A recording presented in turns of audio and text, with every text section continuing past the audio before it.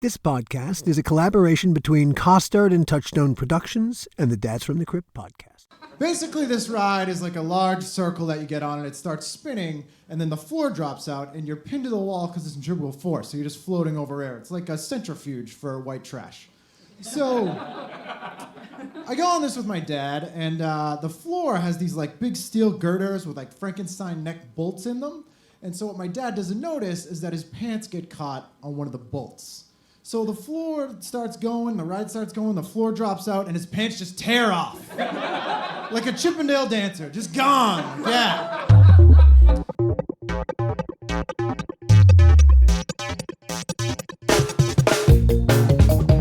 Hello, and welcome to another episode of the How Not to Make a Movie podcast.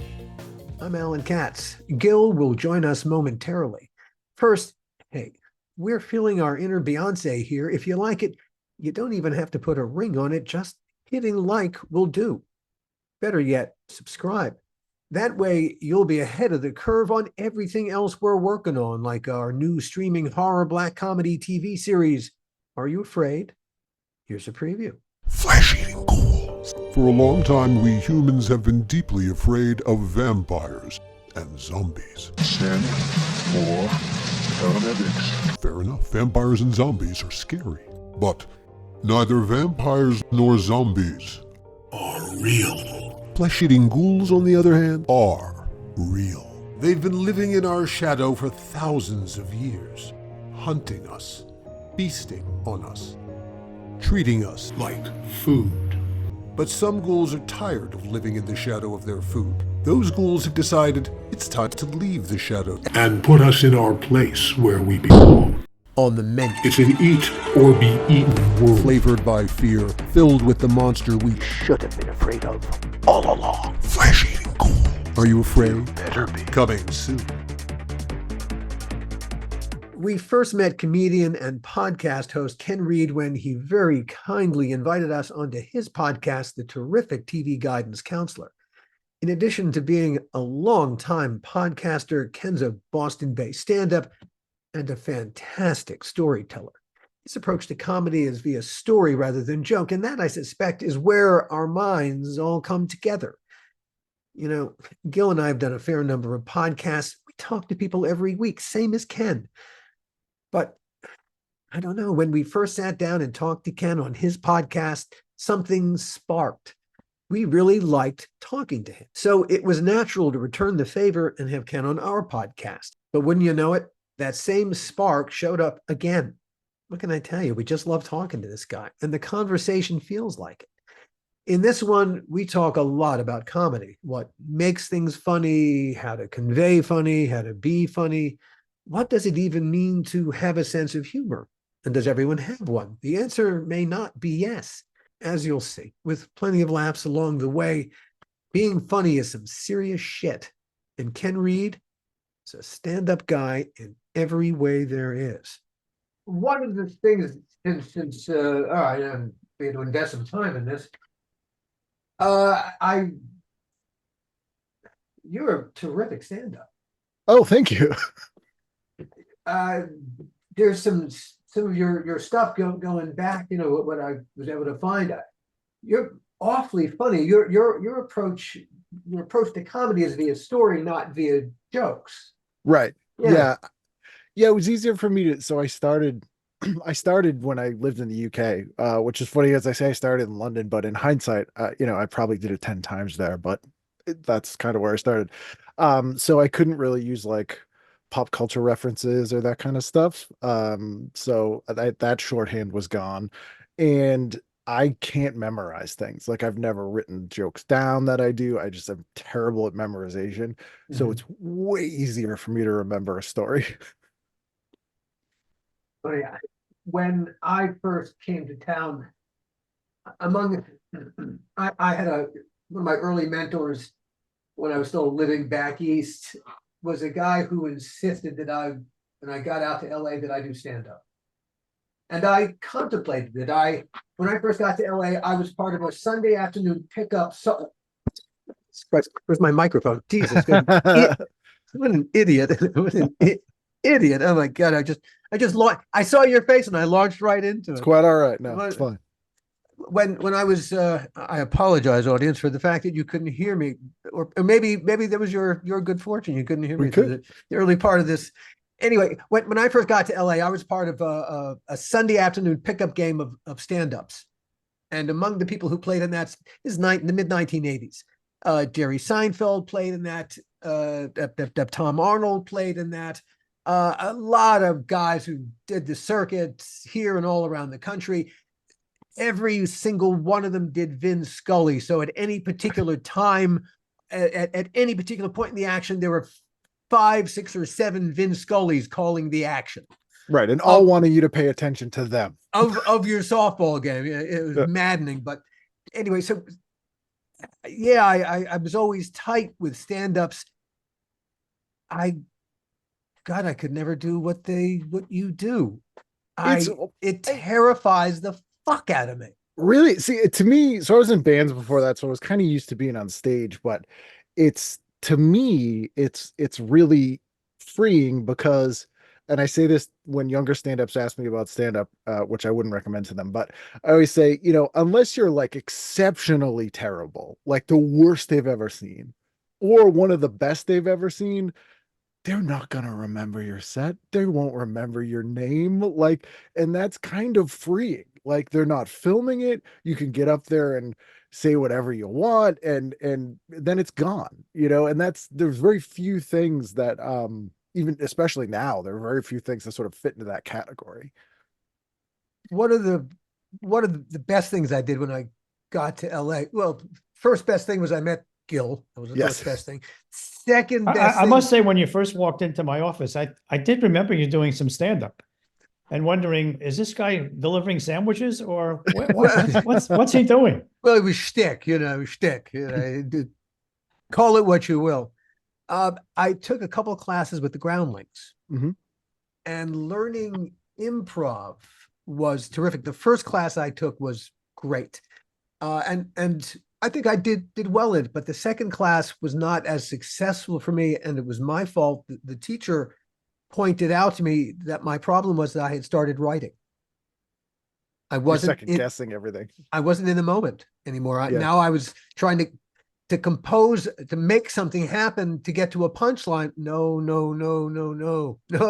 cannot work that way. And so something in me just lost confidence, I guess, in the moment. And that's really where I think your qualities as a storyteller, and you're a terrific storyteller. Oh, thank you. The stories are really terrific, but you're great in the moment in really reading the room and then writing the room as necessary. It's lovely. It's always lovely to watch great craft. Oh, thank you very much. Yeah, that's the other thing I like too, is you can adjust in the moment, which again is really hard to do in almost anything else, where, if the audience, you can kind of manipulate the audience, and it's, when people are always like, oh, you really want the laughter and stuff. And it sounds evil when I say this. I'm like, no, I like a room full of strangers, and I sort of walk them down a path and make them react the way I want to them to react. It happens to be a laugh, but like the fact that that's the kind of exciting part. And being able to change it in the moment, which, if you're doing a song or something else, you like midway through, you can't change it if you need to. And it doesn't always work, but like, it's kind of freeing to have that option. Ken tells a great story from his youth about he and his dad finding an elderly neighbor dead in his house. Now his arm was up above his head and was completely stripped of any flesh. It was just bone. It looked like a cartoon when a cat has a whole fish they put in their mouth and pull it out clean. It was like that. Now keep in mind, I had seen every horror movie ever, so the first thing that occurred to me was, that's not very convincing. Like, I really thought, I was like, Tom Savini would not let that out of the shop.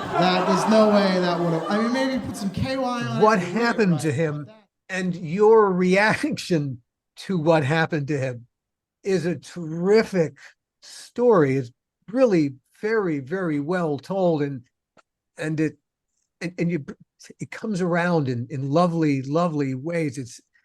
it's beautifully composed, and uh, while you don't write jokes, surely you composed that in some way. Is it in any way on paper, Yeah, or is it simply really like a moth story?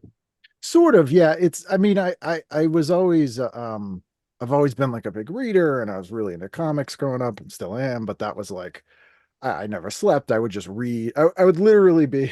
I remember a friend in high school said, I'd come over your house and you would literally have headphones on listening to music, would be reading a book and watching a movie with the subtitles on. And I'm like, oh yeah, I guess I did do that. So I kind How old were you at that point? oh, probably 13, 14, somewhere around there. So you uh, are, I don't think that ever really goes away. The inside of your head, I imagine, is kind of like mine's like a black box theater turned upside down, Yeah, and there's there are a just thousand things going on at the same yeah, time. yeah, So, exactly. so you are So hypomanic. yes, If you yes. have you been diagnosed? No, Because if with you that. haven't been, I just diagnosed you. Just did. Excellent. No copay necessary. Yeah. Yeah, so I kind of, inadvertently learned story structure, like what by just like, why did I like this? Like I liked reverse engineering stuff. Well, okay. Let's stay here in your youth. Sure. Where when did all right? You were a creative, obviously. It's that was a fact of your life. When did you know? When do you know you were a creative? You weren't just an oddball.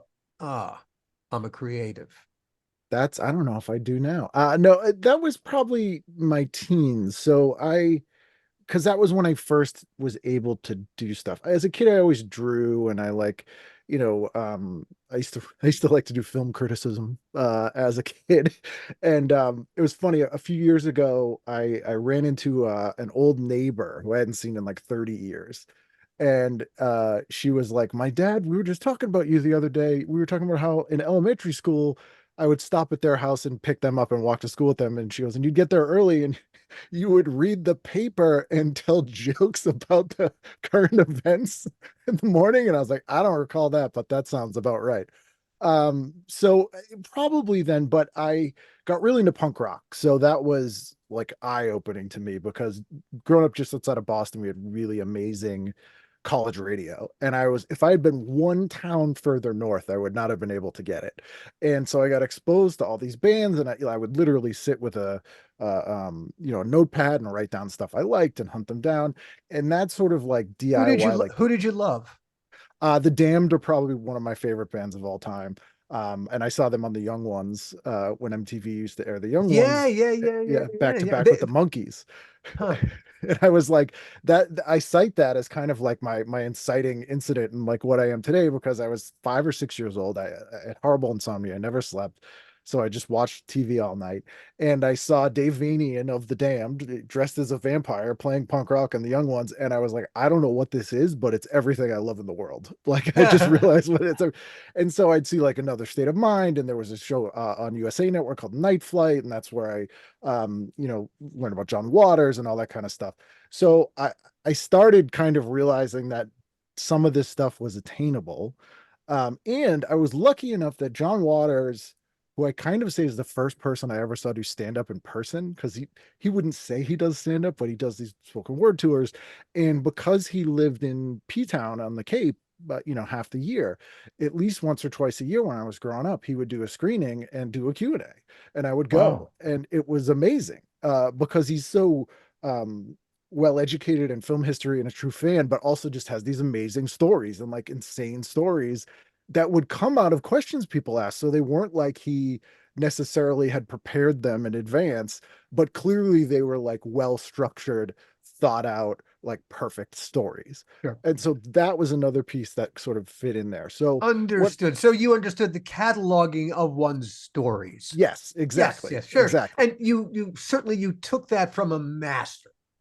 Oh yeah, I mean he's amazing at it, like just so good at it. It makes it seem just effortless. And that's like the thing about stand up is if someone's really good at it, it looks like they're not doing anything and you could do it. And if someone's really bad at it, it looks like you could do it. So it's like a weird thing where it goes full circle. And then when I was about 13, I was like the height I am now and the sideburn level I am now. So I used to get into all the clubs and bars in Boston. Like no one would check my ID, and I've never drank in my life, so I never caused a problem.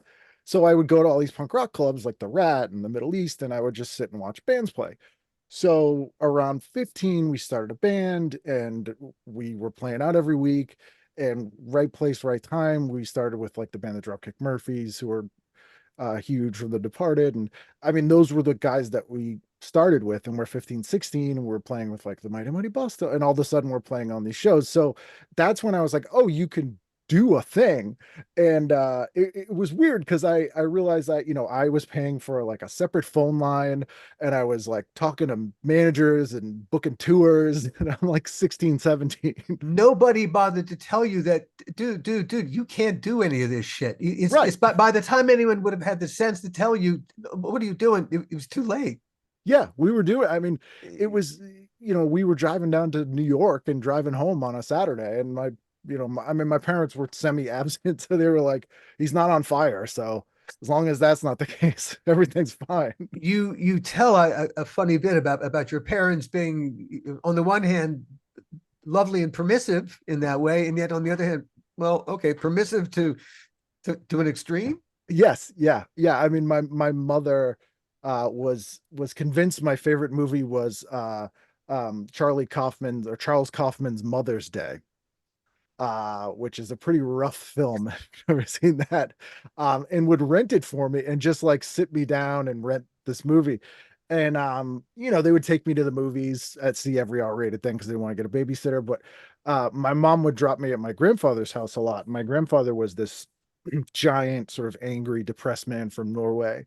And when I would be over his house, he would literally just sit. He would sit in at the kitchen table in the dark in a wife beater and his dress pants and smoke. And there was like a stained smoke ring above him on the kitchen table. And he would just sit there and not talk or anything. And so she rented, she'd just grab a stack of like horror movies and sit me in the living room until she got back. So The Exorcist was one of them. And I was probably 6. And the scene you imagine would be the scene that would be the final straw for a Norwegian man born in the 30s and grew up Catholic happens. And he comes in, he doesn't press eject because I don't think he's ever used the VCR, and he just shoves his hand into the VCR and ripped the tape out and smashes it on the wall, and then just went back into the kitchen and lit up a cigarette. And my mom had to pay like $129 for the tape. But yeah, that was sort of the environment at the time. Wow. Wow. Wow. Wow. Wow. Uh, hey, out of such intense pressure come diamonds, Yes, exactly. apparently. So, all right. So certainly we you see where all the influences came from. Where comedy was concerned, was the particular influences were, okay, yeah, that's really funny. That's really funny. Yeah, that's kind of fucking lame. That's fucking lame. Yeah. Yeah, it was definitely like I loved Bob Newhart. Bob Newhart, huge. And I'll be like, oh, a lot of my stuff I'm ripping off Bob Newhart. And people are like, what? I'm like, it just, maybe it comes out sounding like this, but in my head, I'm ripping off Bob Newhart. And it's a lot of sitcoms. I love sitcoms. I still do. It's such a specific style of writing and a difficult, it's truly writer's medium for the most part compared to everything else, like multicam sitcom. And there's great ensemble cast, but the writing is exactly what it is. And Barney Miller's the one I always cite because that show is a play every week. It's 5 characters, 1 room, nothing happens. They're doing paperwork, and it's funny and amazing. And so growing up, I recognized that I enjoyed that kind of humor. I And I would throw in the word literate. Yes, that's true. And I was like, oh, okay, so comedy is you have to wait for the right thing to happen and then say the funniest possible thing when it does. Because it didn't hit me that like there were writers or so some of that I realized doing stand up later. I try to sort of reverse engineer on stage. And there's a writer for the Boston Globe, Nick Zeno, who was interviewing me for something for the Globe. And he said, you like to create go on stage and create chaotic situations you can control. And I was like, yeah, actually, that's pretty accurate. So it was sort of trying to reverse engineer sitcom stuff. Loving Bob Newhart, loving the young ones. Like that blew my mind because it was silly and smart and weird and violent and dumb and smart at the same time. I'm going to throw another word in, anarchic. Yes, 100%. Like anything could happen. Look, this must be my bedroom. All my clothes are here.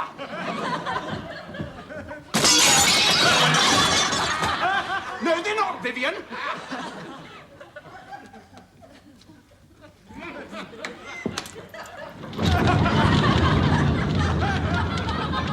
All right, then have the bedroom. And then the other big one was Dana Gould, who's become a good friend, which is insane to me. But he was one of the Boston stand-ups that definitely stood out because we had the Boston stand-up scene of the 80s and 90s. We had some amazing people like Stephen Wright and Kevin Meaney. And but you know, there was a lot of the guys being like, the Chinese food wait is all like just like the worst possible thing. But Dana was one of those guys where he'd go on stage and he's talking about Morrissey and Planet of the Apes and really funny. And I learned that he was from here, and I'm like, oh, you can be from here and not be like the Red Sox and the fucking and do something different. So that was a huge piece of it too. You could talk about the rest of the world. Yes, exactly. As if you also came from there too. Yeah. And John Waters, again, is the big one. Not even his films as much, which I do like, but like him. Yeah, he grasped, well, he didn't grasp anything. That's just who he is. But branding. Yeah, and he was a professional fan, and to a degree, he was like the first person that I think people gave like Quentin Tarantino credit for later. But I was like, I'm not the biggest Tarantino fan, but I'm like, that's a guy, the best. I wouldn't say he has talent. I say he has good taste. But like John Waters, like he could speak eloquently and at length about, William Castle, and he was reading the Catholic Review of Film in the 50s, like just he knew what he was talking about, but also had a reverence for it, and could also be a little bit step back and laugh at campy stuff and still appreciate it without being totally sarcastic or just crapping all over people's films. One way to do it. Yeah. What happened in the UK that suddenly the stand-up button turned on?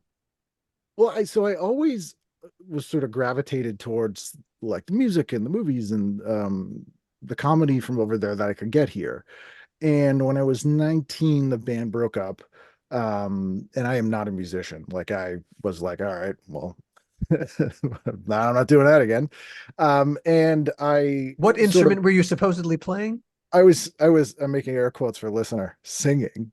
But at the same time, like, my rudimentary guitar skills, like there are songs we recorded that I wrote the whole thing, like, but you were a punk band, right? Yes. Yeah. But that's the point. You're not supposed you're not supposed to be, it is Mark Knopfler. You're right. the unmarked Knopfler. Totally. But the other thing was like, I always held myself to a ridiculously high standard where I'm just like, I should be good at stuff. And I'm terrible at practicing things. I did like martial arts when I was a kid. I always loved magic, but I'm like, that's way too much practice. I can't do it. Other languages, that kind of stuff. But like musically, I'm like, as much as I love punk rock too, I'm like, wow, I really like The Cure and Nick Cave and Prince. Like, I'm not going to do that stuff. I'm like an adamant fan. So I did an exchange program. The school that I went to did a thing where you could go to Goldsmiths College in London, which is where like Damien Hirst went, and actually the Sex Pistols met there, and Blur, and you'd still graduate from Northeastern. Like the credits were the same. Sure. So I did that, and in 2001, and loved it. And that was your junior year. Yes. Yeah. So it was a JYA. Yes, exactly. Okay, cool. Oh, yeah, I took mine in Paris. Which yes, see, it's because you can. Yeah. So, and I loved it. I was like, and it was also me being sort of thrown into the deep end. I didn't know anyone there. I knew nothing, and I made a bunch of friends, and it was great. Like it was just really confidence building. And so then I spent the next year and a half trying to go back. So I transferred, And I did my final semester there and graduated from there, and then had another, I think a visa was good for 6 months. So You really enjoyed living in London. I loved it. I loved Yeah, it. yeah, And it's a really special place. Never mind to visit, but to live. yeah, absolutely. And I had, I had no money in Boston. I had no money there, but it was, every day I'd walk from New Cross to Greenwich, and I'd get a sandwich, and I'd, look through the record stores, and like it was just nice. Where were you living in I London? was in New Cross, so I was like right in South London, next to like Lewisham and Yeah. Deptford, and because where were you guys living when you were doing Tales? Knightsbridge. Oh, okay, a little Yeah, more high end. But when I first went to London, I did plays, and I lived in Hampstead, Oh yeah, okay. near the Hampstead Theatre Club, because I was working at the Hampstead Theatre Club. The Hampstead Heath area. Yeah, That's yeah. where Steve Jones from the Sex Pistols grew up there, and his autobiography is really fascinating. There's a lot of interesting stuff about like post-war Hampstead. Yeah.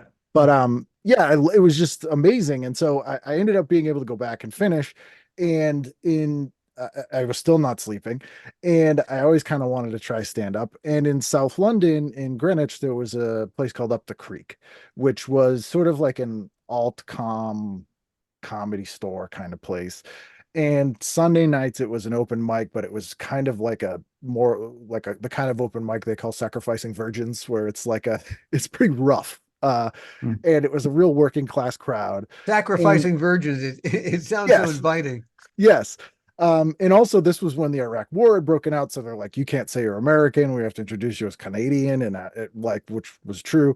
And so it was a real trial by fire. And the interesting thing there was the hecklers would listen to what you were doing, and like their heckle would be very pointed, well observed notes. So it was worse because you could, they weren't just like, okay, shut up. It was like they would like improve on what you were doing. And so, Yeah. but it kind of, Your timing on that joke was really subpar. Right? yes, Yeah, yes. right. Like, You try couldn't wait the again. extra beat, could you? Yeah. So it was almost like a de facto. But part of, I was used to playing punk rock shows. Like literally I'd been hit in the face with bricks at shows, and like, like we were playing in abandoned buildings in Philadelphia. Which was worse or better? I don't know. How do you compare this? Getting hit with a brick or Yeah. getting hit with a really well, man, Barbed statement. It's tough. Yeah, they both sting. Probably the brick was easier because that eventually went away, that pain. But so yeah, so I started doing it there, and and met a bunch of people at some of the open mics there. Like John Oliver was one of the guys who would do the open mic that I would go to. And then my visa ran out. I moved back and just started doing it here. Is there a significant difference between there v here? Yes, because so stand-up is sort of the traditional stand-up that we think of as uniquely American. Like it's kind of put in the category of like jazz and those things that are like, these are American arts. And that's like the sort of Carlin, Lenny Bruce, Richard Pryor stand-up. So in the UK, that never really made it over there. And until the early 80s, their prominent like live performance stand-up was working men's clubs, where it was like old white guys doing like racist street jokes, right? So they didn't have like the tradition we had, but as a result, they had this huge alt comedy sort of revolution, which was like Don French and Jennifer Saunders, the Young Ones people, Lexi Sale, and they all started doing this show at a strip club in Soho called the Comic Strip After Hours, and they ended up getting TV shows because Channel 4 started. So that became sort of the mainstream of comedy there in a lot of ways. And there's a guy named Vic Reeves, where it's Vic Reeves and Bob Mortimer, who had this really surreal two-man act that actually started at Goldsmiths. And when I moved there, they still are, but they were like huge TV stars. They had a sort of a fake game show, but the show was just so smart and weird and bizarre and stuff that experimental. And so that was kind of the mainstream there. People were still doing like, people would do comedy as a character, like people really didn't do here. And so that was still kind of going on. But when I started there, it was sort of just shifting, where it had kind of looked back to the US, and they had started really picking up on the sort of one-liner Mitch Hedberg, Stephen Wright kind of one-liner, that sort of like second wave surreal one-liner, kind of impersonal one-liner stuff. So that was kind of going on there. So it was always sort of out of phase, for I think for better than it was here. Now they've sort of caught up because like the world's so much smaller and people could consume things from everywhere. But it was definitely, there's a guy named Stuart Lee who is one of the best stand-ups I've ever seen in my life. And I've never seen anyone do what he does, where he does these really fascinating long form jokes where he'll be talking for half an hour and you'll have enjoyed the whole thing, but at the 29-minute mark will be the punchline from the joke he started at minute 1 that you forgot even started. And it's like a magic trick. It's just like amazing. It's like this crescendo of like, and thank you.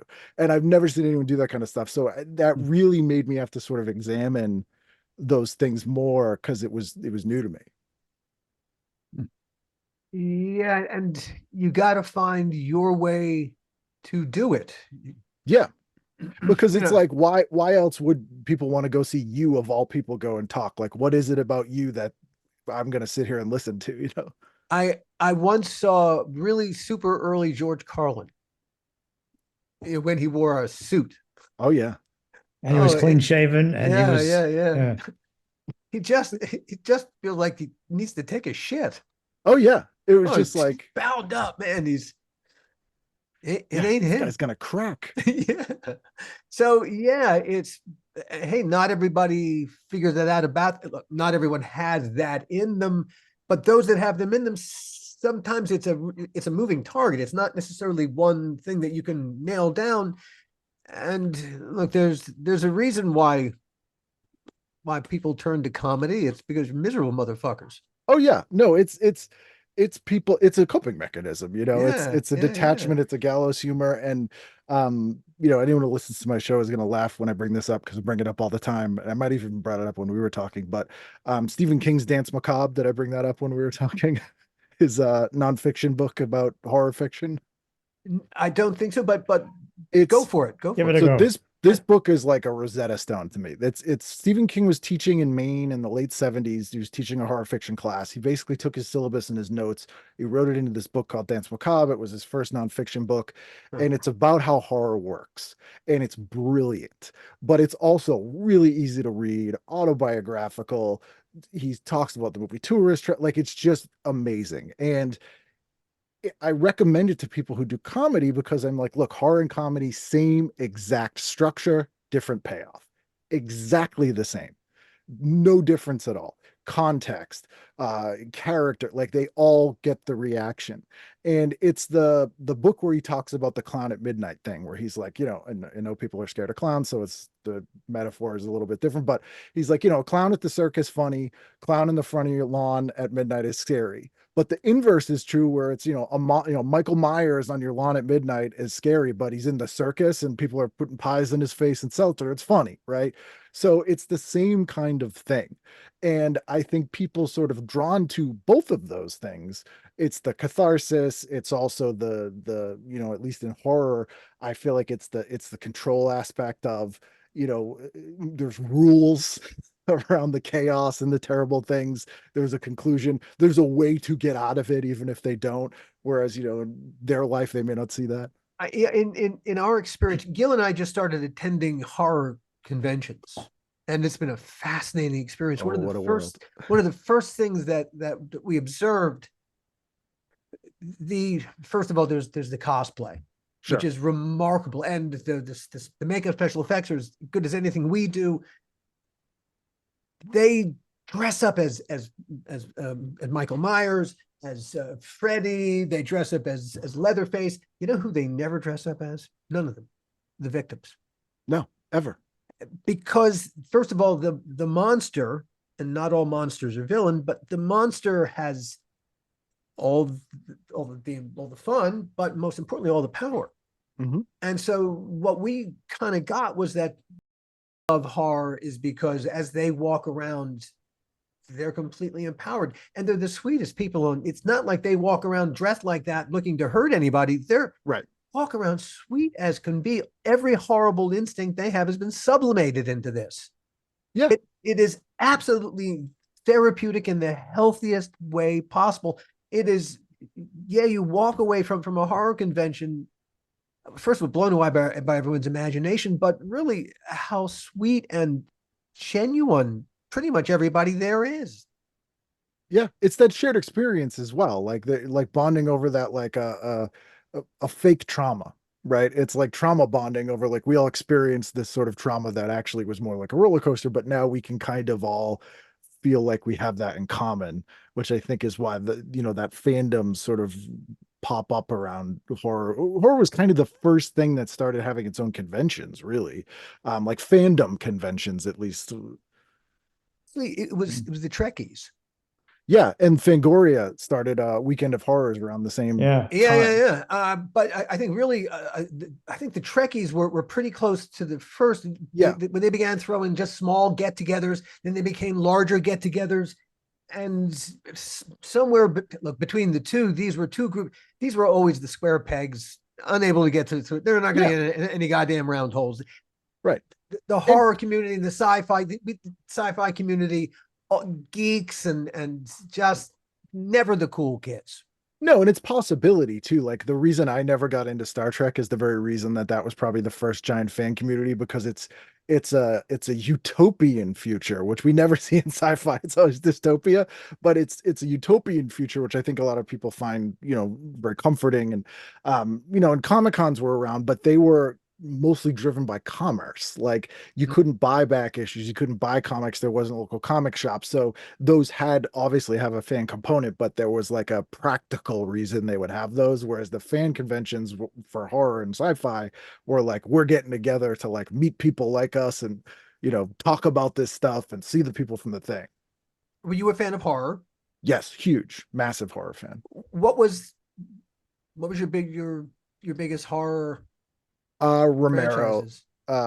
Dawn of the Dead is still like a touchstone movie for me, and like the older I get, the more brilliant that movie is.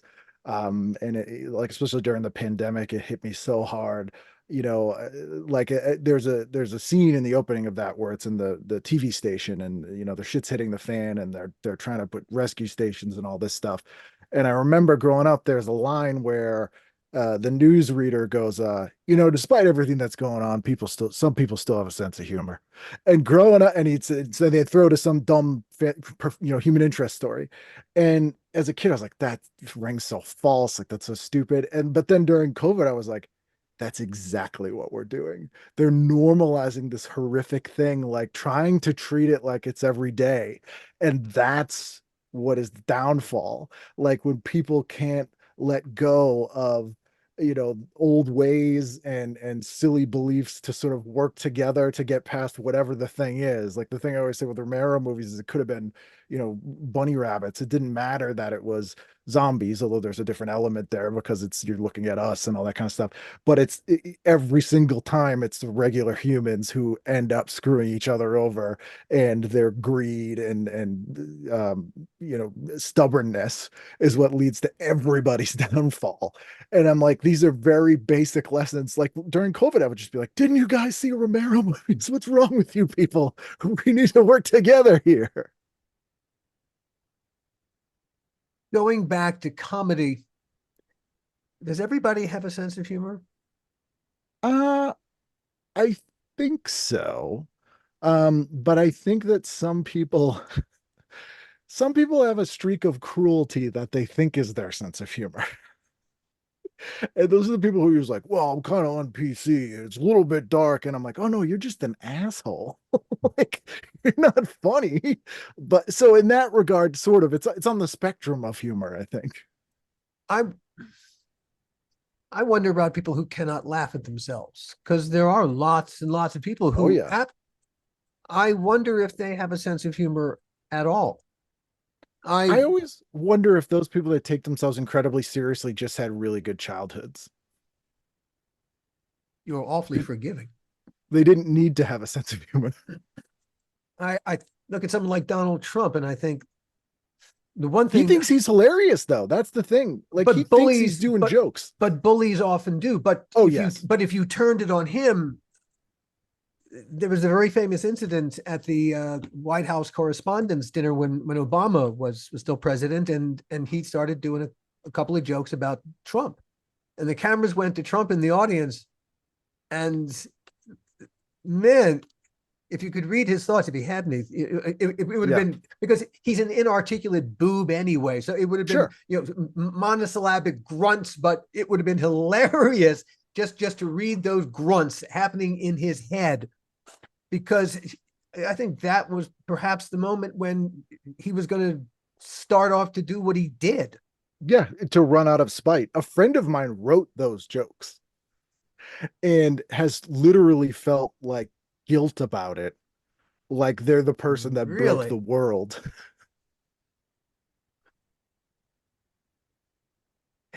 I think part of the problem is that Trump, no, I would say he has no sense of humor. No, because to me, a bully laughing at other people, well, that's not actually humor. That's actually bullying, because you're using the joke as a cudgel, really, to hurt them. You're really, comedy is laughing with. It's a communal thing, and if it's a comforter. And if you begin to laugh at it, the whole thing has turned into something else. So it's when I grew up a Groucho Marx fan, and the first couple of years that I was a Marx Brother fan, I saw them on TV. I only ever saw them by myself, laughing by myself. I knew they were funny. It wasn't until I was in college and they would screen Marx Brother movies in front of an audience, and I saw it with an audience, that I understood just how funny they were. It's a strange thing about comedy. Yeah. And how it plays, even when you know it's funny, it's a communal thing. It requires seeing how people react to it other than yourself, which is a weird emotion that I can't think of anything else like that, where if you see a sad movie, it's sad. Like, you don't need an audience to tell you or how sad it is. Like, people aren't crying in the seats. But with a comedy, it sort of has that different element. And especially where self-deprecation is involved, that's really a key component of most comedy. Hey, even a Don Rickles, who, hey, an insult comic, but there was something about him and his delivery where you knew it was okay, because he would make jokes about himself. Of course. Although Bobcat told me that he learned what Rickles' line he wouldn't cross was on the Tales episode they did. Have you heard this? No. Please tell. So it's, where people haven't seen it, it's a ventriloquist act, and Don Rickles, the surprises is, and he's called the ventriloquist dummy. Yeah, I think is what it's his parasitic twin brother is actually his hand. So in the scene where he's like cutting his hand off, I forgot who directed it, but they were like, you're in pain, like, you gotta scream like fuck or something like that. And Rickles was like, I don't curse. And he was like, and Bobcat was like, what? You say the worst things about people, like the meanest, worst jokes about people. He's like, yeah, but I never curse. Like, he would not swear, wouldn't do it. He's like, I have a family act, like, refused. I don't work blue. Right. Wow. Well, hey, but he knew his brand. Yeah. You can't take that away from him. Yeah, but even his stuff, to your point, yeah, like the stuff where it'd be like, Ma, the check's coming, like that kind of stuff was very self-deprecating. Like, yeah, but that's what makes it play. If he doesn't do that, then everything takes on a rather a much darker timbre. Yeah, it becomes very sinister. Yeah. The thing about a Donald Trump, I happened to catch his SNL hosting gig. Painful. Really, what were you all thinking? And he doesn't realize really when he's the butt of a joke. No. In his mind, that's not a possibility. They were able to, he's amusing in spots, but it's hard to watch because he has no sense of humor. No, and he doesn't. the jokes he's delivering that he's not the butt of, you can tell he does not understand. Right. Yes, and so I really do think there are people walking around who honestly it's like people who are colorblind. They don't have the mechanism inside their rods and cones to see certain colors. Well, those What people, not the colorblind, but the humorless people also probably are soulless. Well, but I think that you make a great point, because really, if you don't see the irony, and I think that's another thing that a Donald Trump simply can't see. He certainly cannot see the irony of virtually every word that tumbles from his head, because if Well, you you have could, to see reality as well. Like he has that like writ large Tony Robbins The Secret garbage of like, I'll just lie until reality is shaped to what I want it to be around me. And if you're doing that, you got to commit full on, and you can't acknowledge that things aren't that. And if you're not acknowledging reality, you can't do humor. Oh, picky, picky, picky, you guys. You want reality too? Jesus Christ. But I I think know. Isn't comedy hard enough without reality? but really and truly, the best comedy is the most real, that has the most grit, that strikes the truest inside each and every one of us. That's what makes it's the recognition Mhm. of the inner truths. That's really what you're going for. Which requires empathy. Yeah, that's why Curb Your Enthusiasm has such a following, because we see ourselves in there and we see people we know in there. Yeah. Yeah. Uh, what got you into the podcasting? What suddenly, because you've now been doing this, you first started podcasting. The first episode of your TV guidance counselor was February 14th, 2014, on Gil's birthday. Was that Oh, by design? I did it for Gil. Thank you for celebrating my birthday that way. I really You're welcome. appreciate that. That was my inspiration. I said, you know who would like this?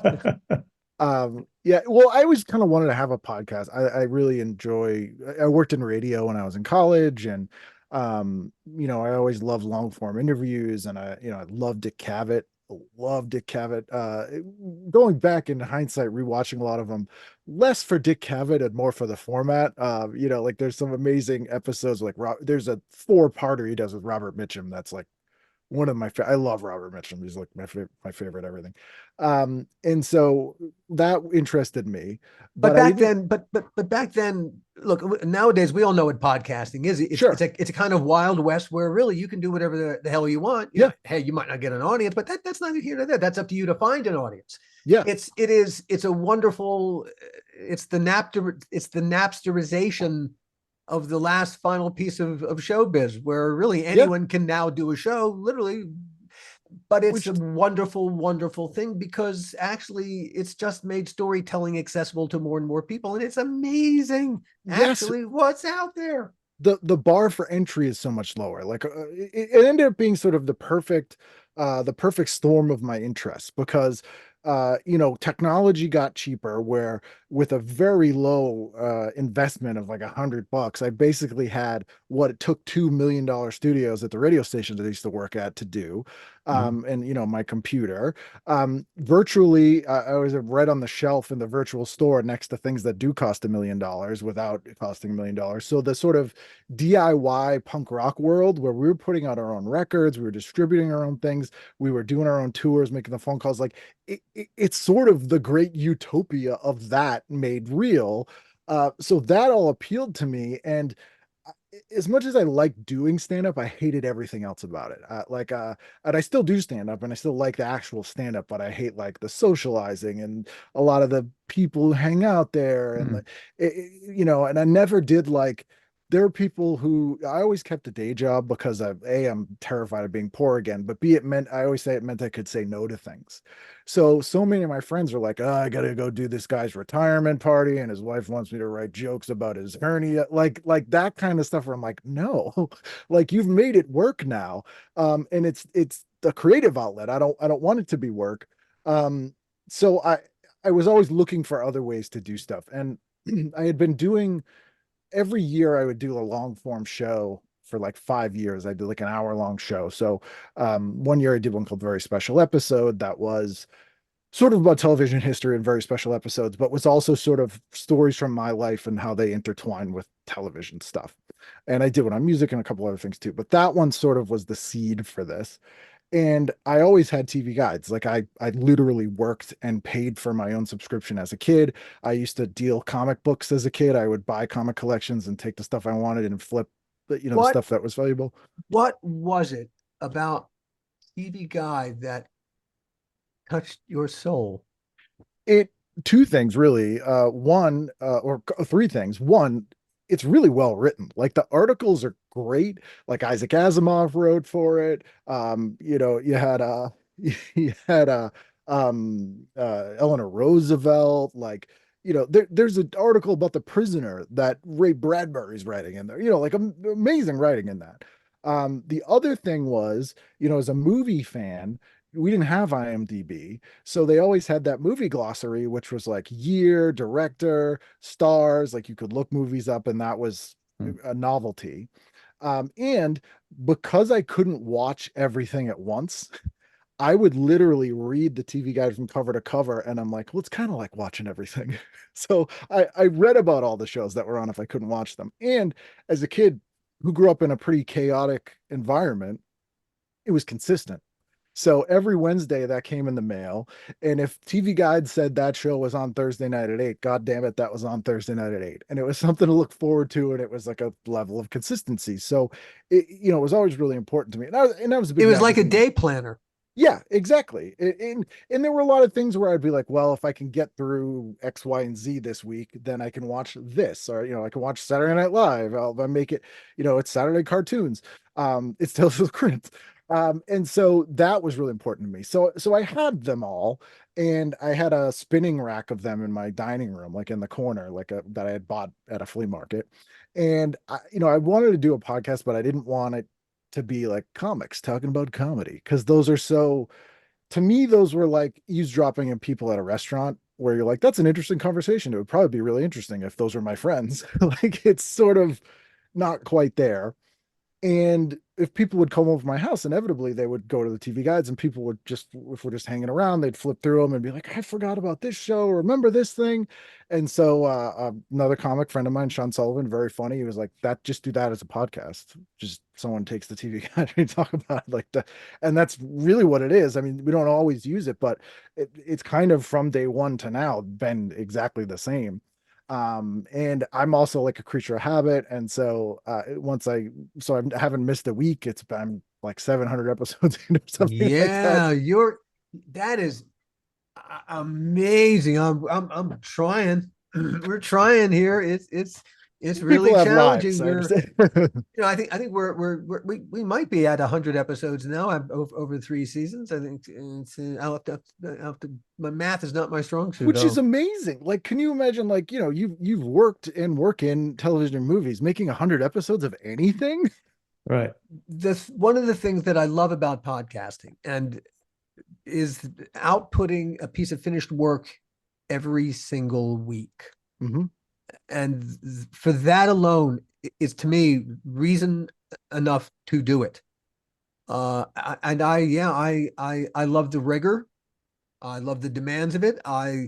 It's been a while since I've produced a TV show. I spent 2 decades losing It's like my riding a mind. bike. But what I especially missed is the intense deadline pressure. Mhm. That ideally, if you're doing a series, you're prepping one, you're shooting one, you're posting one, and you're probably writing another one as well. So, Jesus, the deadline. There's no moment when you're not under intense pressure. I Right. love that. That's a wonderful creative environment to me, because I got so many things happening in my head. Yeah, no, I It works. 100% get that. Yeah. And it kind of taps into what we're talking about with the fandoms and conventions, where it's the same sort of thing where, growing up, like your friend group would be like your parents' friends' kids, just because it was based on proximity rather than shared interest, right? And then like the friends you make in college and later in life tend to be better friends because it's based on shared experiences, shared interest. We can kind of shortcut right to shared interest with this kind of stuff.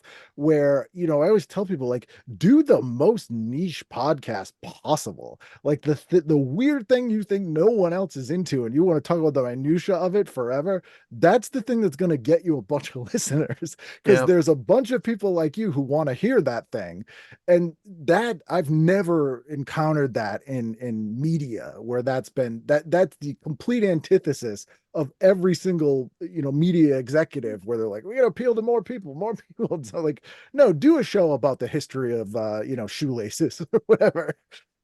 The depth into which your conversations go, your podcast. I mean, even if you just read through the TV guide like descriptions of what you all talk about, wow, it is a cornucopia of everything.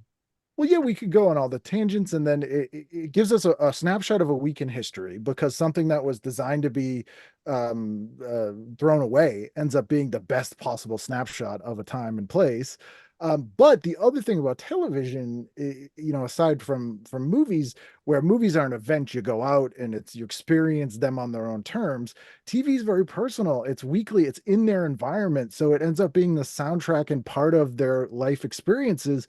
So inevitably, when we're talking about these shows, stuff about growing up comes up, or memories they'd forgotten about, or this kind of thing. So they're sort of all intrinsically linked in there, and that is a really interesting aspect to me as well. TV is a very different experience as entertainment, but also to create for it, because you're going to be in their home. 65 was the magic number because it was 13 times 5. Yeah, you were Right, thinking okay. 45 because we mentioned Trump. Yes, I got stuck on that motherfucker. Yeah, so 65. And Yeah. so, and they, because they were going to be, people are not going to necessarily watch them in sequence. You couldn't do a story that ran consequentially. You couldn't. So it had to be 45 variations on a theme that had a bunch of characters that people would want to have in their home on a weekly basis. And so even the way that you came up with a TV show was so, oh man, it was so hard.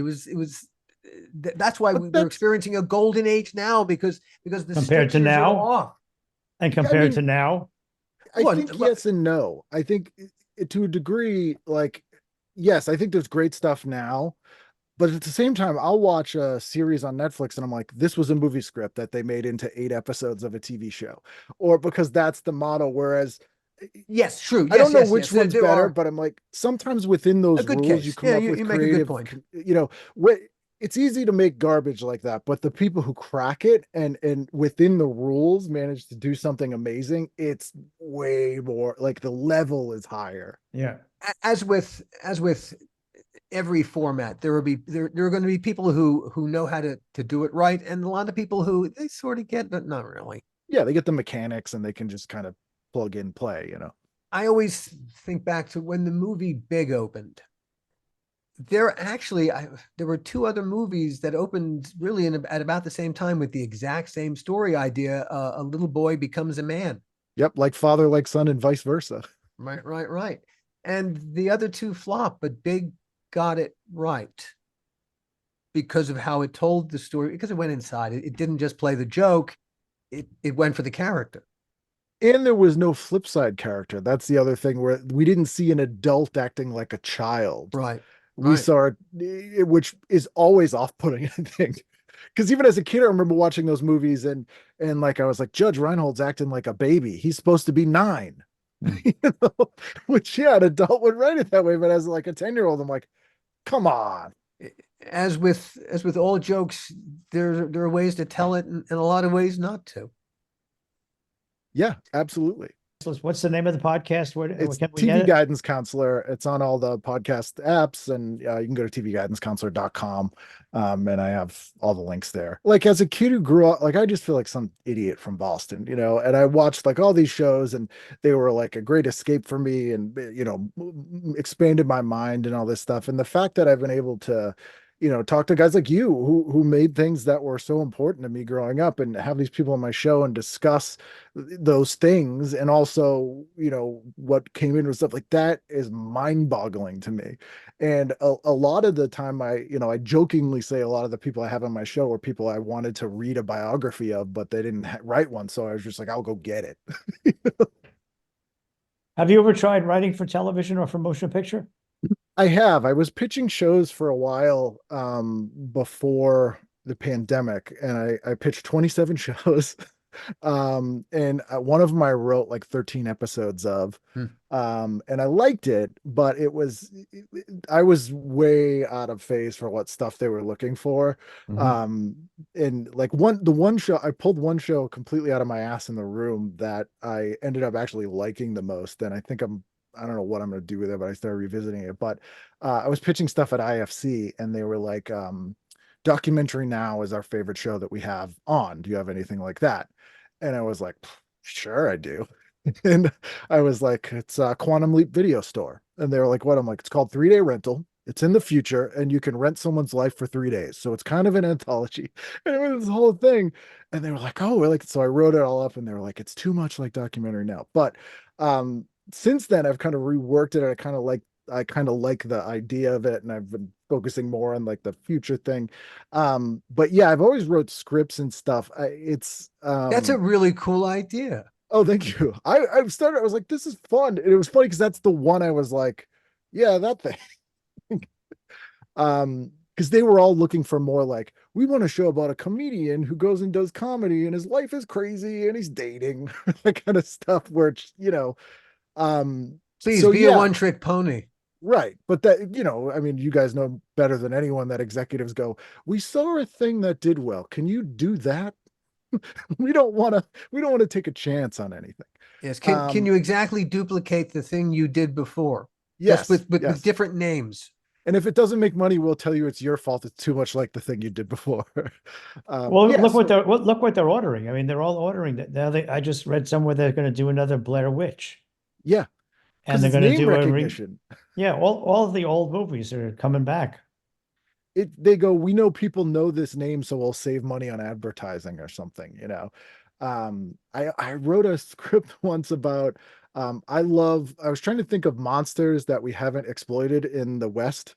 And one of my favorite monsters are Chinese hopping vampires, which I don't know if you're familiar with that. They're a traditional Chinese monster that are, they have all these amazing weird rules, and there's a bunch of Chinese movies. So I wrote this script about these two recovering heroin addicts in Boston who aren't the brightest guys. They're like Southie kind of guys. And they're like, we got to stop the heroin because it's hurting everybody. So they read about opium and all this stuff. So they get this idea in their head that it's coming out of Chinatown, and they start following this old guy. And through a series of events, this guy has a bunch of these vampire. He's a Taoist priest, and he's like keeping them in and they release them. So now these idiots have to go try and save, round them up with all this stuff. And I remember the note I got was like, well, you're making fun of heroin addicts here. And I'm like, no, I'm not. Dear. It's like good intentioned idiots who knew a little bit enough to be dangerous now have to do, like, that's the interesting part to me. Yeah. And it gets frustrating where people are like, they latch onto like a weird part of the thing that you did. Well, yes, executives who are not going to get it are not going to get it. And really, their note is the exact detail that they're latching on is quite irrelevant. Yeah, they're just usually something grabbing onto something. With. Yeah, I noticed named the character Dave, and I had a guy named Dave growing up I didn't like, so I don't know, I can't see it. It's not for me. It works perfectly fine. You don't get it. That's okay. Yeah, it's that's why, as my dad used to say, they make chocolate and vanilla and strawberry. Yes, my grandfather, side note, used to buy the Neapolitan ice cream cartons, which the three. Yeah. It was cheapest, and he didn't like strawberries. So in the freezer were just like 10 only strawberry left cartons of this ice cream at any given time. Oh, that's so funny. Something, I had the same Cosmopolitan thing, only the chocolate was missing. Yeah. You just got to find another person who likes the vanilla, and you'll save so much money. Right, right. There's a relationship to be had there. This has been such a pleasure having you having the second conversation with you. I'm so glad you could join us for this. I cannot recommend highly enough Ken's his podcast. TV Guidance Counselor is just it's a terrific podcast. Thank you so much. And I'd like to thank you say for having me. something. I'd like to see you start writing again and start seeing some of that. Oh, thank you. Yeah, I should. I really have to. I got really disheartened post pandemic, and I need to kind of revisit some of that stuff because Yeah. I'm far enough away from it that I'm like, oh, maybe that wasn't so bad. You need a couple of pushy friends who Yes, that is who true. won't let you just sit there not doing it. That is 100% true. So I think it's going to be our mission to continue to nudge you, Ken, because Please do. You're incredibly talented, and we're also gonna link to a couple of your stand-up bits because Oh, thank you. the one about the neighbor across the street, Eddie Murphy, is fucking hilarious. What a great story. Wow. I had someone email me and ask if they were doing a book of stories to teach people how to speak. I think it was Czechoslovakian, and they asked if they could include it translated. So somewhere I have it translated In the Czechoslovakian? Yeah, and I'm like, I didn't know how to say that. All right. Sounds like an evening of theater. Yes, exactly. Thank you so much again, Ken, and thank you everyone as always for listening. We will see you next time. The How Not to Make a Movie podcast is executive produced by me, Alan Katz, by Gil Adler, and by Jason Stein. Our artwork was done by the amazing Jody Webster, and Jason Jody, along with Mando, are all the hosts of the fun and informative Dads from the Crypt podcast, followed up for what my old pal the Crypt Keeper would have called terrific crypt content.